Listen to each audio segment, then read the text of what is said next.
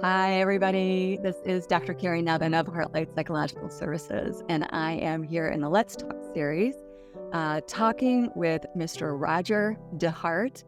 Welcome, Roger, today. Thank you very much, Kerri. It's an honor to be here. Oh, I'm so pleased to have you. And what I'd like to do is just give a little bit of information to let our viewers know who you are and why we're talking today. Sure. So, Roger Dehart is passionate. He's a passionate advocate for raising awareness for human trafficking. Early on in his life, Roger saw the value in being an advocate modeled after your dad, who valued mentorship. In 1977, Roger's dad started the first Men of Tomorrow program, in which thriving students received scholarships from major corporations. What a visionary your dad was. After college, in Roger's early 20s, he began mentoring young men, especially those without a father figure. It's then that he realized the compassion he has for single moms. Soon after, Roger began a career with the Broward Sheriff's Office as a court deputy. He recognized that there was a need for men to be a voice for the vulnerable. He became focused on helping the survivors and victims of human trafficking. On March 31st, 2018, Roger started a walk from Fort Lauderdale, Florida to Washington, D.C. to raise awareness about human trafficking. Roger walked through 5 states, covering 1,065 miles. Survivors from all over shared their stories with him during your journey. So incredible. Roger realized that human trafficking awareness faces opposition, especially from the most powerful. So Roger planned for another walk. On August 11th, 2019, he began a month-long journey from the Golden Gate Bridge in San Francisco, California, down the coast to San Diego. Why did you choose California? Because this state has the highest rate of trafficking cases. He walked approximately 650 miles down the coast, raising awareness with every step. In 2021, Roger set out again, this time on the streets of Houston, Texas. During this walk, Roger was joined by the police department, survivors, and other advocates as they all walked to bring light to human trafficking. Roger's goal is to be that male voice of hope for survivors. You've received many awards for your advocacy, Roger. I just want to mention a few of them here. The first, the Civilian Employee of the Year Award from the Broward Sheriff's Office, the Humanitarian of the Year Award from the Emerald Society of Fort Lauderdale, and the Protect the Children Award by the Female Development World Organization. Roger was also given the Voice for the Voiceless Award by the Elite Foundation. In 2020, Roger was chosen as the Grand Marshal of the Martin Luther King Parade in Fort Lauderdale. That must have been a wonderful moment for you. Later that month, the NFL invited Roger as a guest at the Unsung Heroes Super Bowl luncheon, also a big deal. Roger, you've been featured on television for your advocacy work, and you were given the Congressional Record Statement Award by U.S. Congressman Elsie Hastings. Fathers MIA Inc. presented Roger with the 2020 Servant of the Year Award as well. And in late 2018, the No More Miles Walk movie showed as a part of the Fort Lauderdale International Film Festival, in which the short movie relived Roger's walk to Washington, D.C. Roger Dehart was also invited by the members of Congress to be a part of a human trafficking Super Bowl panel also in Washington, D.C. I mean, there's so much that you have done. And in your short life, how old are you, Roger? 52. You're 52. So, wow, in quite a short period of time, you've done an amazing amount of work to bring light to human trafficking. Specifically, you wrote a book about this. And this is to raise awareness for human trafficking. And the book is entitled With Every Step, An Imperfect Man on a Miraculous Journey. I just love that title because from my perspective, we're all in process of becoming all of the time. So there's no need for perfection, right? There's no need. So I'd like to also mention a quote to start us off in our discussion today from you, which you said, leadership is not loud, but devoted to service, no matter how big or how small. So it all matters. So what I see is you going beyond advocacy, really, and creating a movement. Is that how you might describe what you do? Well, I have to tell you first, Kerri, it's such an honor and a privilege to be on your podcast. I really mean it. Like for weeks, I've been looking forward to this, So I truly thank you from the bottom of my heart. It means a lot to me. It really does. And you know You it's make it, and you make it very comfortable. So I really appreciate it. Um, when I first came up with this idea, my goal was that to raise a little awareness and hopefully affect a few lives. But I had no idea the doors that will open from this journey. So I've been told it's a movement now. So um, yearly, I'm trying to act on it. I'm trying to make it bigger each year, and at the same time, I'm trying to keep in mind what it's all about. Affecting lives, especially from the most vulnerable. And so I'm hoping it is a movement now because that means more lives will be impacted. That's right. That's right. You describe in your book that it took you 52 days and 2,110,000 steps to walk through 5 states and raise awareness for human trafficking. So your physical journey was 1,065 miles, but we're going to delve more deeply into the emotional journey because really that's what it's all about, right? So, so let's start at the beginning. Can you tell me more about the impact your father had on you? The early roots that you had of him modeling his advocacy work. Sure. For me, my dad passed, I believe I was 9 years old. But I remember those few short years, the things that I saw that he was doing that really affected me in a good way. My dad was the type that he believed in sacrificing for other people. Um, we were, this is one example, like we were the second African American family to move to Lauderdale. My dad wanted to do that because he believed in bridging the gap.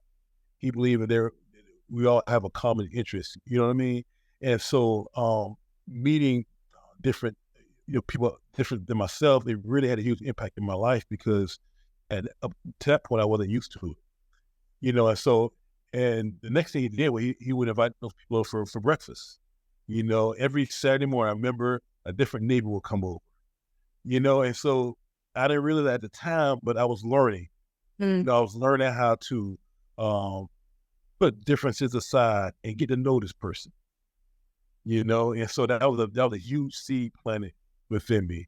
And he had, he did so many different activities in the community, but my dad really had a soft spot for kids, for kids, especially one that didn't have a father figure. Yeah. He coached a lot in the city, and that kid that wouldn't have that father, he would get the most playing time. You know what I mean? And so it's little things like that I remember, and I feel like it planted a seed within me to go and do the same. Mhm. And you mentioned that he passed when you were 9. I didn't realize that you were so young when he passed. And um, was it something that was more important for you because of that loss? Yeah, I think after I got past his death, I think, and as I got more to my late middle school, high school years, I realized, okay, the years that my father was with me, the things that I saw, okay, I saw those things for a reason. Mm-hmm. I'm feeling things inside of me for a reason, and I believe it's to try to make a difference in this world. And so I think that's the good that came out of it. Because I did a lot of reflecting and like, what would my dad want me to do? Because I have a brother and a sister, and they're very successful at what they do. And my sister's a teacher. My brother, he's a entrepreneur, very successful, but they don't have that advocacy spirit. And I feel like I was the one that was left with that. Yeah. So I feel like I had a responsibility to keep it moving. Yeah. What a beautiful way to honor your father, who I'm sure is proud of you as he watches you even now with what you're doing. Um, what was your process for coming up with this idea to walk through the 5 states, to walk from Fort Lauderdale to Washington, D.C.? Right. Well, Kerri, my mom always told me that I was a risk taker, and I thought, let me do something that would get people's attention. So the first thing I thought, okay, let me walk to Orlando. I said, no, that's not really a big sacrifice. I said, let me do Tallahassee. I thought, I don't feel like walking north and making a left. Then I thought, I think I want to do Washington, D.C. because I feel like, when people go to Washington, they know they go for a reason. Mhm. And walking there all over the East Coast, I feel like it'll be a lot of eyes on me. And I will hope it'll bring a lot of attention to the cause. Okay, I'm driving my daughter to my son's baseball game. Her name is Milana. I said, Milana, I want to walk to Washington, D.C. for human trafficking awareness. She said, Daddy, you crazy. I said, yes, I might be, but crazy ideas get a lot of attention. So that's how it all unfolded. And so, how did you plan for this? Because you're walking, you need sustenance, right? I mean, there must have been times you had to have rested. Like, how did you plan? Like, I'm interested in the logistics of how this worked.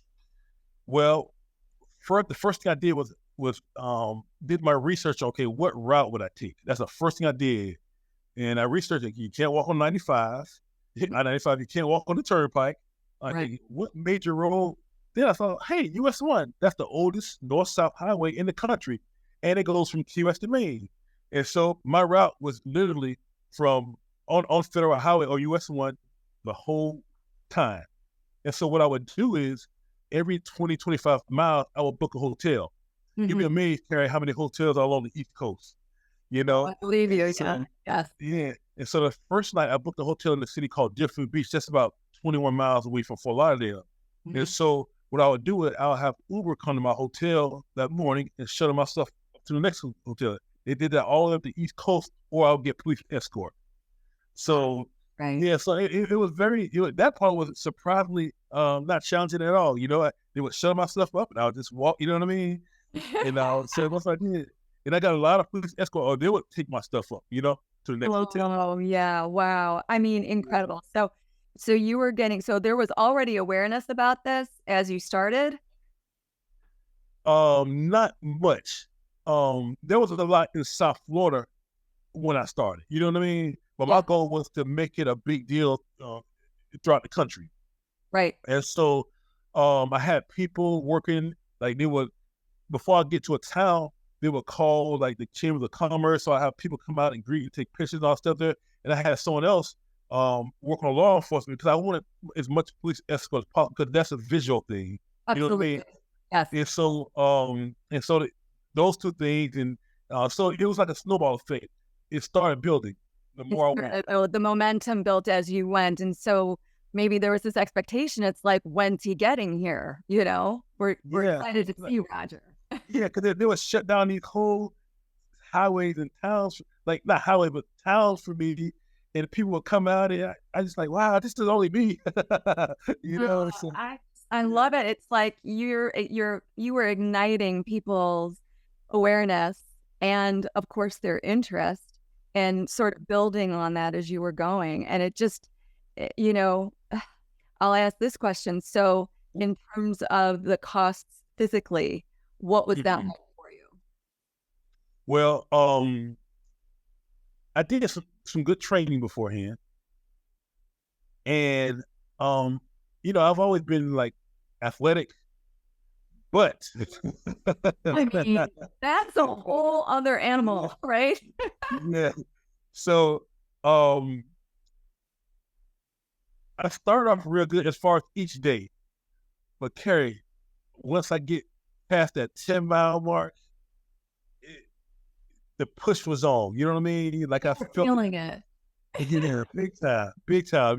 And matter of fact, the most of my average was 22 to 26 miles per day, but the most I walked was 27 miles in one day. And I'll never forget, it got nighttime.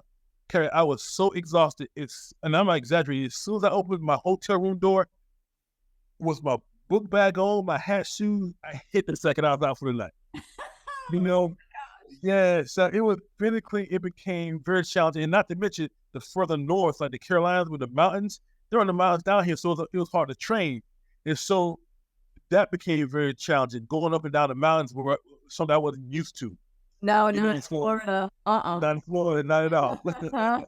No, that's a Yeah, so whole other thing. Wow. yeah, so physically it got challenging the more I walked because the terrain became different. Hmm. And so all you brought with you was your backpack? Is that right? Well, what I kept on me was my back. Well, the important thing, like on my backpack, I would have like my little power bars. I would have my cell phone and wallet. But what the Uber was shut off was my clothes. So worst case scenario, I can always replace those. But the other stuff I want to with me, you know. Right, right. And did you like stop along the way to get food? I mean, I know that you mentioned power bars, but I can't Oh, imagine that you lived on power bars at 26 miles a day. I gotta tell you one lesson I learned on the first day that I walked. At about 15 miles, I had people with me at this point. We stopped for lunch at Flanagan's. Kerri, I sat down for lunch and we were there for about an hour. Every muscle in my body tensed up. And so I learned that I can't do that. So what I would do is from that point on, I would stop by a little 7-Eleven, grab a little hot dog and a Big Gulp and keep it moving. Stop for no more than 5 to 10 minutes. You know Really? what I mean? Yeah, Because because of that momentum you were going, and then if you yes, stopped, stop, everything it would, speeds up. yes, yes. Wow. Wow. Oh my gosh, so much to think about that you wouldn't know unless you actually did it. And that's what you did. You just threw yourself into it. Um, well, let's go into that emotional piece if we Sure, can. sure. Physical journey was again 1,065 miles. Can you talk about the emotional journey while you were on your walk and what your thoughts were during this time and how you were feeling? Well, let me just tell you, before the walk, like I gone through a divorce maybe a couple years before, but it was still weighing heavy on me, Mm. you know, and I felt like, you know, it was like, you know, it was, you know, downfall of my marriage was mainly my bad decision that I made during my marriage. So I'm going into this walk feeling guilt, feeling like it's not going to be successful because of my guilt that I'm feeling. I felt I felt torn emotionally because my kids, I wouldn't see them for a couple months. I felt like I didn't deserve this as far as doing something noble. You know, I felt just like I was like a bad person, you know, for having my marriage fall. So I'm not feeling at all emotionally, Kerri, at the beginning of my walk, like, okay, you know what I'm saying? And matter of fact, there were times where I said, man, should I even do this? Because I don't feel worthy to do this. I'm walking for this cause and I feel like, you know, I feel like I'm not equipped emotionally right now. Mm. And so that's how I initially felt. And I thought, you know, I thought to myself, I thought about many people in the past that's fallen, but gotten back up to do something great. And I say, you know what? I'm gonna go with this mentality. I'm gonna start this and I'm not gonna look back, even emotionally. You know, and I feel like making that decision, Kerri, it really fueled me to not to prove something, but to go through my own cleansing, my own therapy as I walk, which totally what happened, Kerri. Every time I'm walking, I would take my headphones off and just listen to nature. Mm. You know, every time I listen to music, I felt like some type of healing happened during this time. You know what I'm saying? Yes, they do. And it was the most. And like one of my friends told me, he said, Raj, this walk was for you just as much as it was for the survivors. Yes. Yes. And oh my goodness, the clarity that you Mm, are speaking from, mhm, it could only have been earned through your presence and your decision to show up. And Roger, your decision also to honor the fact that you had made mistakes in the past, but that you were not willing to use that as an excuse to mhm, keep you from discovering what was possible for you mhm, and how you showed up. And I just find that to be such an inspiration because who hasn't felt self doubt? Right. Right. Who hasn't looked at themselves and asked, who might have this or who might use this thing? And I feel as though we earn that just by being here. Mm. That is our right. We are worthy just by being here. The odds of us showing up as who we are right now at this time in this space to do what we're doing. We're meant to be here. We're meant to be here on purpose. And you are such a beautiful example of that purpose in motion. Yeah. Thank you. Thank you so much. Thank you. It means so much to me that you're sharing. We'll tell you, you know how men are too. Like sometimes we don't know how we're feeling. Sometimes we don't know what to say, and and it's amazing how like I can't share enough. It really did something to me for the rest of my life, emotion, Yeah. because I realized that's why I tell that in my book, like, an imperfect man on a miraculous journey. I felt like, wow, miraculous in a sense that it changed me from the inside. Yes, I see that it opened you up in a way and that you became more of who Roger is destined to be because you made this decision. And, it wasn't just one choice. It was multiple decisions made, by the hour, on the hour, every single day, day in and day out. How long was this journey? How many months did it take you? It took 52 days. 52 days. And so, think of the myriad choices that we make in an hour. And every day you're making this decision to show up and you're making this decision to challenge that part of you, that shadow part that says, can you even do this? And for you to say, well, I'm going to do it anyway. I'm going to try. I'm going to show up. I think that's what's so inspiring. So I just love that you're sharing with me like this. A funny story, right? Like the third day of my walk, that was the first day that I was by myself. That I started on my own, because I had many people starting off with me, And I never forget, I was walking through Delray Beach, Florida, and there's a sign that says Jacksonville, 295 miles. My heart literally sank. Man. I was thinking to myself, man, this looks long in the car, Yes. I told myself, saying, like I think Confucius said, a journey of 1,000 miles begins with a single step. So I told myself, every step I take, it's going to get me closer to the goal, So I just remember that, Well, I so appreciate that. And, sometimes when I'm working with people, they have goals and they've got dreams and they have no idea, how am I going to get from where I am to where I want to be? And I said, when you're climbing a mountain, you don't start at the base of the mountain and think, how am I going to do it? You start at the base of the mountain, you create base camp, and then you make a plan. And it's like, how far am I going to go? And then you just keep doing it. And that's how you get to the top of the mountain.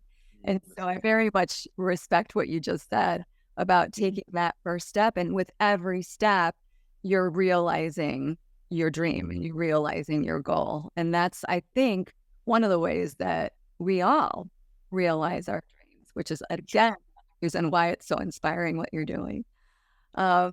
So you mentioned that people have been affected by human trafficking. They walked with you at times on your journey. Is there a particular story that stayed with you? Yes. There must be. I'd love to hear it. Yes. I was walking through Satellite Beach in Florida, and I stopped at a McDonald's. And the manager knew what I was doing. He knew what I was about. So he came out to talk to me. He said, Raj, about 2 months ago, he had a young lady. She would come there Monday through Friday. She was 15 years old. She was coming there to study Monday through Friday. Very wholesome young lady. Straight A student, came from a very wholesome family. What happened was, there was a 26-year-old guy who saw her pattern. And so one day he decided to approach her. And this was his first conversation with her. He said, hey, I noticed you come here every day. And I know you come here to study every day. He said, do you realize how rare that is? He said, I'm so blown away by your dedication to be a great student. He said, hey, I'm a fan now. Gave her $100. Came back the next day. Said, look, I thought about you last night. He said, I'm so impressed by you. He said, "Hey, whatever I can do to help out, you got it." Gave her another $100. Came back the third day and said, "Look, I'm not going to stay here long. I just want to exchange numbers with you because," he said, "my goal right now is to help you to be successful in life, and I'll do whatever it takes." And oh yeah, by the way, here's another $100. And then he told us, said, "Look, I would love to get together this weekend at Dairy Queen so we can talk and we can figure out, how I can help you to achieve your goals." And unfortunately, they got together. They talked. They were together for a couple hours, and he convinced her that he was going to take her home. He never took her home. He took her to a hotel, and there were 4 older men waiting for her. And you can imagine what happened from that point on. Mm. And when he told me that, it really hit home. And this guy here, this pimp, he was very patient. He targeted her. He kind of tried to work on her vulnerabilities. Yeah. You know what I'm saying? And he appealed to her. And And so groomed her. He was grooming. yeah, yeah, yeah. And so that really stuck with me, Kerri. And the first thing the manager said was he wished that he had been more educated, seen the signs of, maybe because he could have, prevented it. So a lot of lessons was learned in that. So that's the one story that really sticks with me. Yeah, I appreciate you sharing that with me. And, for the people that are going to be watching this, to be aware as you can be, and to understand that, like a stone gets thrown into a pond and there's this ripple effect. It's all different kinds of people are affected by this. And this was just Right. one of the employees at the store, that, and it impacted him. And I'm sure he's remembering this now for the rest of his life. So, so just going to show that the awareness that you're bringing to the issue of human trafficking is so wide reached. There's so many people that are impacted, even outside of friends and family. Right. That's something I certainly didn't think of when, before we had this conversation. So I appreciate that. Sure. So, Roger, through your honesty and your vulnerability, like I said, you mentioned before that you held guilt about your marriage. Can I ask you, what was it that led you to question the dark feelings that you had and challenge yourself anyway? I think for me, when I got married, like everybody else, I never planned on divorcing. You know what I'm saying? And, and I'll be honest with you, it was me having an affair. You know what I'm saying? And I never thought I would do that, but I let my guards down, and I made those small decisions that led up to that big fall, and so that added to the darkness of how I was feeling, and and so that's why I'm like, hey, that's why I kept going back and forth, wondering that, should I even do this? Because I really, broke a vow. I messed up, and some things you mess up, but you kind of recover quickly. And for me, it just, like I said, it was a couple of years. I was still feeling very guilty about that, but I thought, I had to convince myself that, what, it's not the end of the world. And, a true hero to me is someone who's gotten up when they're falling, even falling hard. Yeah. So I had to build a case in my own head to say that, am I going to live in guilt for the rest of my life, or am I going to use this as a story? Because now, Kerri, I can freely talk about it, and I can use it to encourage someone else who's fallen. Yes. And so, you know what I mean? So that's kind of how I do it in a very humble way, and I must say this right now, me and my ex, we have the best relationship. Like, we really do. We got this was probably about a year ago. We got together, and I just shared everything. Yeah. Like everything. Because I felt like she was at a point where she wanted to hear it, and she could hear it. You know what I mean? It it went out of emotions. We just sat in bed. We just talked like friends. If she needed that closure, and I needed that closure. And now it's like, the funny little thing that we laughed about. My ex, she works at a college. She's an assistant to a president there. And so I went up a couple months ago, and I met the president, and he was like, "Oh, Roger, he's a very nice guy." She said, "Yeah, that's the problem." So we laughed about it. So, That is the problem. Oh gosh. yeah. So I'm so glad I can look back. Even my kids, I see the security in their eyes that we have a good relationship now. Oh my God. So it's been good. It's come from it, but it was painful at first. It was painful that I put another person through this. Yes. You know what I'm saying, Kerri? And so, but I feel like, God was very gracious and merciful, and he wants me now to go and be the same with other people, especially those that's fallen. Yeah. Well, it sounds to me, Roger, a lot like you were struggling to forgive yourself. Yes. That's what yeah. And that was preventing you from actually doing what you were meant to do. And it prevented you for, a couple of years. Yeah. So it took, from my perspective, a tremendous amount of courage on your end to face yourself and look yourself in the mirror and say, yes, I acknowledge that I made this mistake, that this is where I fell down, that these are my blind spots. And I'm going to make a decision to do something with those choices that I made, aside from bury myself in guilt. Right. I want to do something with this. Right. That's part of my healing, being able to stay the course in what I was doing in my journey. Yeah. And really being able to see it clearly, because it was a decision, right? It wasn't, again, another choice that you made, and that could have gone a different way. Yeah, this may sound a little lame, but I feel proud of myself during that time. I think there is pride to be held there.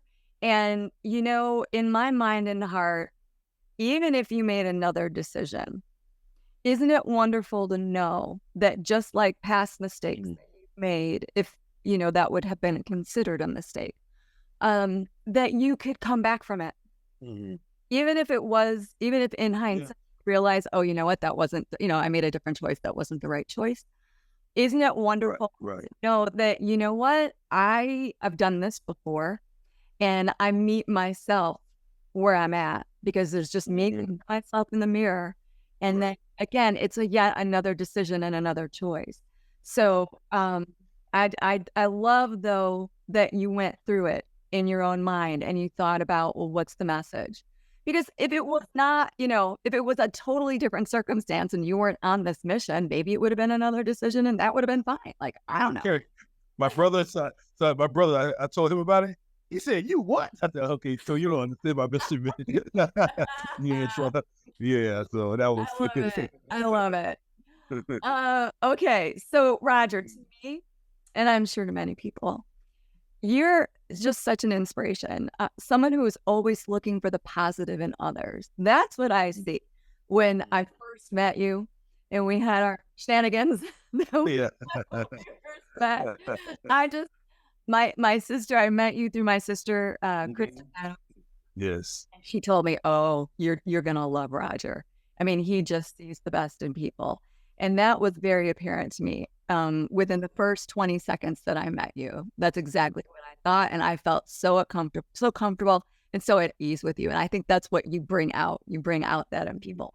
So you're someone who really truly sees the light in other people. Given your challenges and what you know now, I really do love this question. What would you say to the man that you were, who was struggling with his own self-worth, the man that you were at the start of your journey? What wisdom would you share with that man that you were at that time, given where you are today?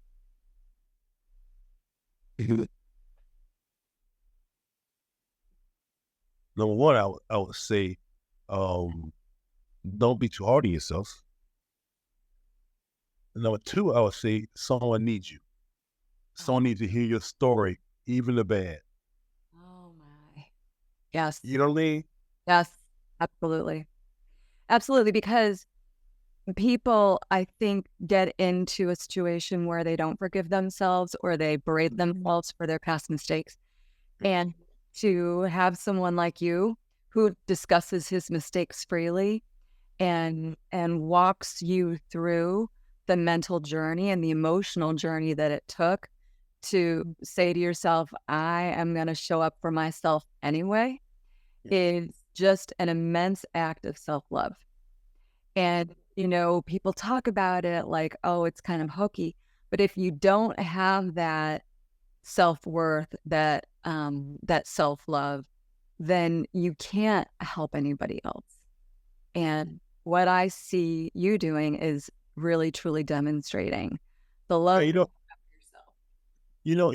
and for me too, like I consider myself like a very imperfect man, and I try to not only tell people that, but I try to like connect with them, and I believe you show people mercy and greatly comes back on you. Here's another quick story. When I was in elementary school, I had a best friend. His name was Dirk Johnson. Dirk was a white guy. He had red freckles and red hair. I'll never forget. And we lived in Daniel at the time because my mom taught at Daniel Elementary School as a teacher. So I would walk him home first, then I would go home. I lived across the tracks from him. And so it was one weekday. It had to be like a Thursday or Friday. I walked in home. He said, Roger, you want to come in and play video games? I said, sure, I would love to. He said, okay, I'll be right back. Let me ask my mom. He came back with tears in his eyes. I said, what's the matter? He said, my mom said you can't come in. I said, why not? She said, because you're black. And Kerri, I think for me, I was more hurt by his response, So check this out. So, I work at the bailiff in courtroom. So about 4 years ago, I'm in trial.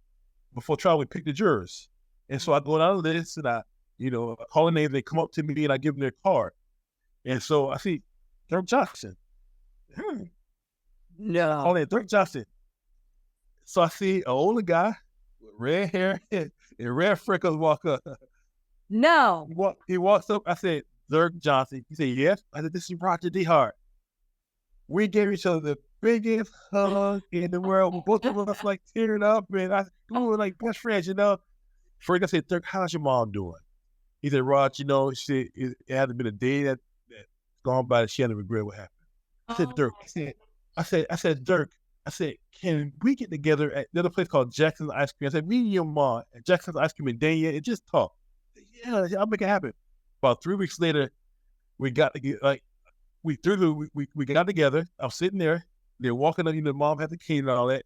Mom walks up and gives me a big old hug, and then she apologized to me, and I said, you don't have to do that. I said, hey, we have our own. Everyone has their own balance. I said, I'm just so happy to reconnect with you, and I said, this is how life's supposed to be right here. Yeah. You know what I mean? Yeah. And so for me, like that's who I like to be. I believe in giving people the benefit of the doubt because I'm not perfect, you know what I mean? And so that's that's my heart. So I wanted to share that story just to let you know that, I really do see the best in people. I so appreciate that. And, I understand that there's a human trafficking awareness walk happening in October. Is it October 15th of this year? Yes. What is the message that you want to share with the world about your work, about what you're hoping for shedding light on the reality of human trafficking? What is that?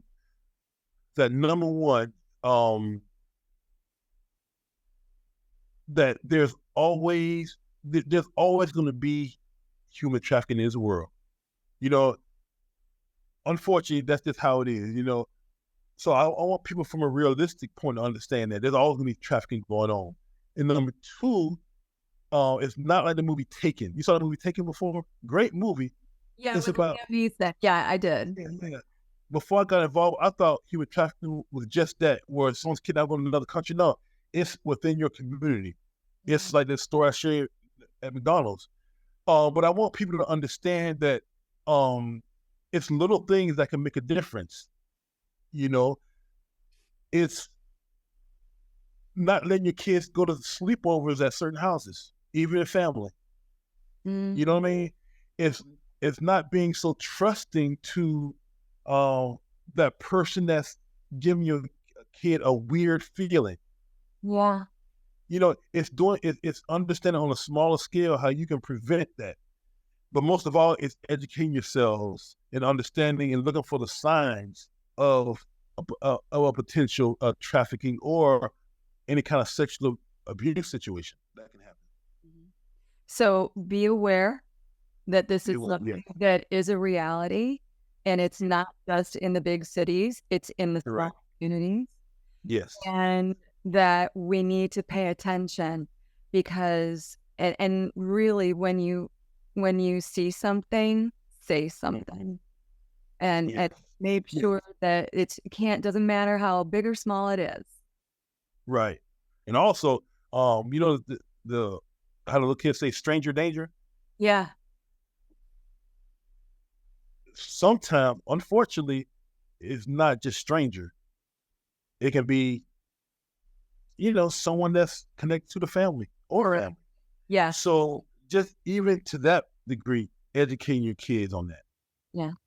I so appreciate that, Roger. And, Sure. it seems very fitting to me that your last name is Dehart. 'Cause from my perspective, you are all heart. And the story that you just shared about your friend Dirk, I mean, what a full circle moment for Yeah. you and for Dirk and his mom. Um, it's been such a pleasure that you have shared your heart with me today. And I'm excited to share you with the world. And Thank thank you, Kerri. yeah, and I think I kind of feel like a movie's coming, Roger. Kind of feel like this would be a story that people would benefit from knowing. And I want you to know how very much I appreciate you. Kerri, it's been such an honor, such an honor. I mean it from the bottom of my heart. I really do. Thank you, Roger.